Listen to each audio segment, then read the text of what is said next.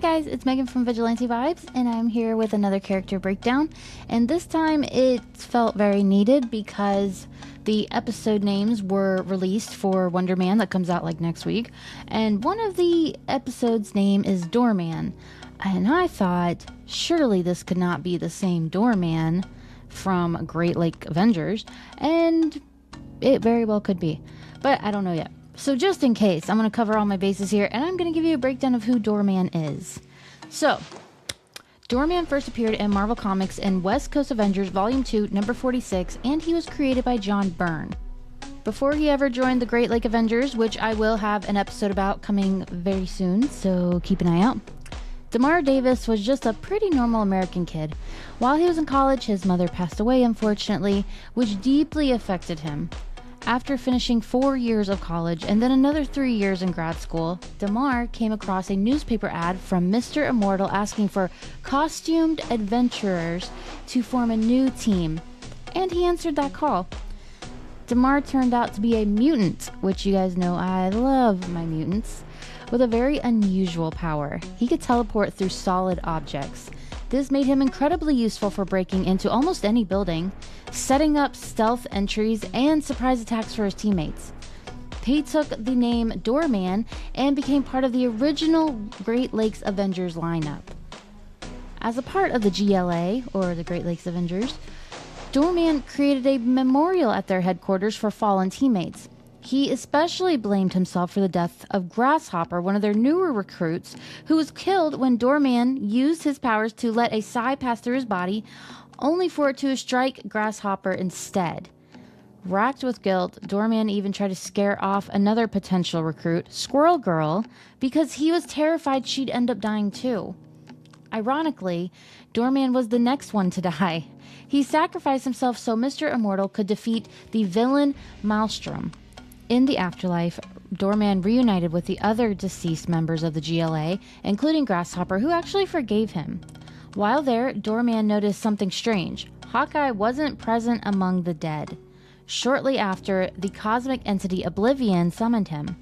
Because of Doorman's link to the Dark Force dimension, Oblivion decided he could replace Deathurge, who had been captured by Mr. Immortal, and appointed Doorman his new Angel of Death. So he is going places. Despite being dead, Doorman continued to serve as a member of the team. However, after the real Avengers issued a subpoena, the group was forced to change their names to the Great Lakes X-Men, the GLX. Not long after Maelstrom, I don't know how my mouth is supposed to say the name, so Maelstrom's just gonna have to work. So not long after Maelstrom incident, Doorman was celebrating Christmas with the GLX when he told them he needed to visit his father. When he arrived, his father immediately criticized him, saying Damar was wasting his life and needed to join the real world and had stupid powers, especially compared to other superheroes. Realizing his own happiness mattered more than his father's approval, Damar finally told him the truth. He had died and returned as an angel of death. He also revealed that he hadn't come home to visit. He had come to collect his father's soul, since his dad had fallen off the roof and died while putting up Christmas lights. Surprisingly, this revelation thrilled his father, who couldn't wait to brag in heaven about his son being the new Angel of Death. Afterward, Doorman returned to the team but kept his secret from his teammates so he wouldn't ruin their holiday cheer. What a guy.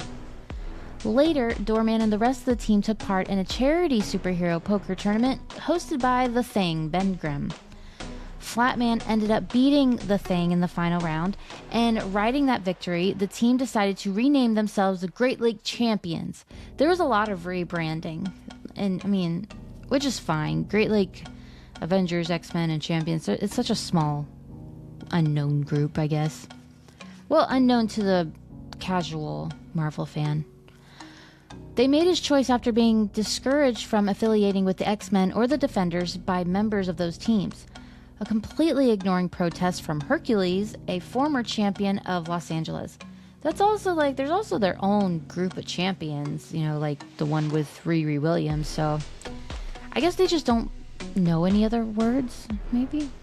All members of the Great Lakes Champions registered with the U.S. government under the Superhuman Registration Act, officially becoming the sanctioned protectors of Wisconsin as part of the Great Lakes Initiative. Unfortunately, the team was soon attacked by Deadpool, who was trying to gain government favor by capturing unregistered superheroes. Sometime later, Flatman managed to get the Avengers lawyer, Connie Ferrari, to officially reinstate the Great Lakes Avengers as a permanent Avengers team. Doorman and Big Bertha were the only former members who answered Flatman's call to reunite. What they didn't know was that Flatman's phone was now in the hands of a local girl named Pansy. Not wanting to make assumptions, Pansy showed up at the meeting point, an abandoned Stark assembly and manufacturing plant in Detroit that served as the GLA's new headquarters, and she waited. When the Avengers arrived, she explained the mix-up and gave them a tour of the facility. Trouble started almost immediately when the team decided, brilliantly, to visit a local bar at night and ask them to turn the music down. The owner, who is Nain Roge, secretly Councilman Dick Snerd, which is a wild name, Dick Snerd, refused and insulted them. After a fight broke out and the team was arrested, Doorman escaped and discovered Mr. Immortal inside a coffin he used for voluntary solitary confinement. Doorman freed him and convinced him to help rescue the others. Shortly after returning, Doorman was pulled back into the Dark Force dimension, where Oblivion angrily demanded to know why he was so absent. Doorman was forced to resume his duties as Oblivion's servant, but still returned in time to help the GLA fight the supervillain Dr. Nod.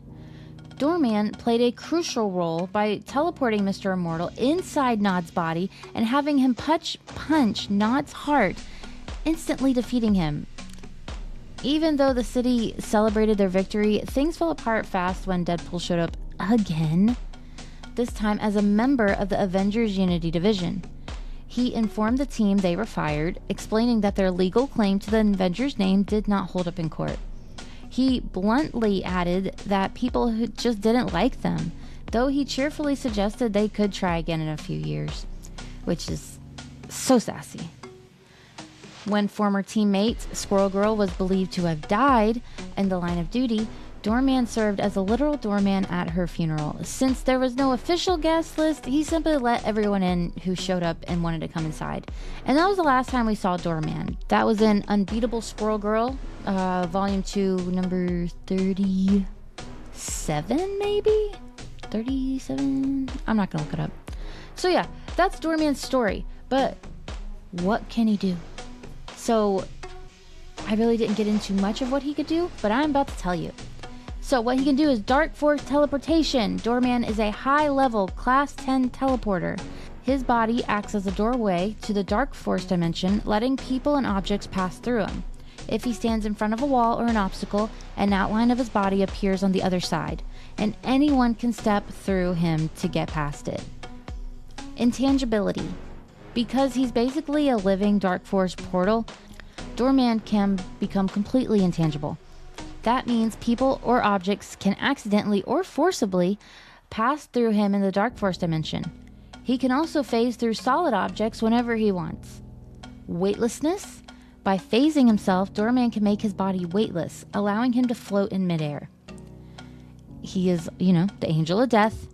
After he died, the cosmic entity Oblivion brought Doorman back to life and appointed him as his angel of death, like I said, thanks to a strong connection to the Dark Force dimension. Along with Resurrection, Oblivion gave him several new abilities.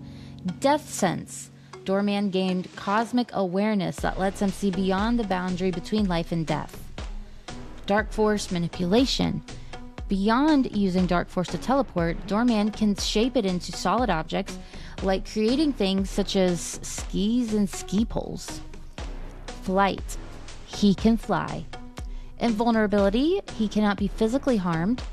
Self-sustenance. He doesn't need to breathe and can survive in the vacuum of space, which is... It's not... Of course it's weird, but it's also kind of unsettling. Costume summoning. He can instantly switch into his costume at will. So, that is Damar, that is Doorman. He is a very interesting character and one that never got the attention he deserved. So I'm very interested to see if he's actually in the Wonder Man series, because it's like, what could they possibly use him for? He can do so many things. So that's what I'm very excited to see.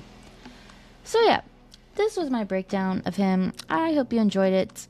I hope you will like and subscribe, because when Wonder Man comes out, I will be reviewing it and I will be posting it here. So be sure to like and subscribe and have a marvelous day.